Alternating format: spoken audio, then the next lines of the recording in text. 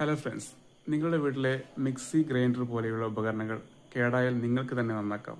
എങ്ങനെയാണെന്ന് നോക്കിയാലോ. ആദ്യം ചെയ്യേണ്ടത് ഗ്രൈൻഡറിന്റെ അടിവശമുള്ള സ്ക്രൂകൾ ഓരോന്നായി അഴിച്ചെടുക്കുക. അഴിച്ചെടുത്ത സ്ക്രൂവും മറ്റു കാര്യങ്ങളും പ്രത്യേകം മാറ്റി വെക്കുക. സാധാരണ ഫിറ്റിംഗ് സമയത്ത് ഇത് കാണാറില്ല, അതുകൊണ്ടാണ്. പിന്നീട് ഗ്രൈൻഡർ സാധാരണ വെക്കുന്നത് പോലെ വെച്ചതിന് ശേഷം സ്റ്റീൽ ഡ്രം കണക്ട് ചെയ്യുന്ന ഷാഫ്റ്റിനോട് ചേർന്ന് തന്നെ ബോഡിയായി അറ്റാച്ച് ചെയ്തിട്ടുള്ള ഒരു വാഷറുണ്ട്. അത് നീക്കം ചെയ്യാൻ ശ്രമിക്കുക. കാരണം ഇത് നീക്കം ചെയ്താലാണ് ബോഡി രണ്ടും സെപ്പറേറ്റ് ആയി കിട്ടുകയുള്ളൂ.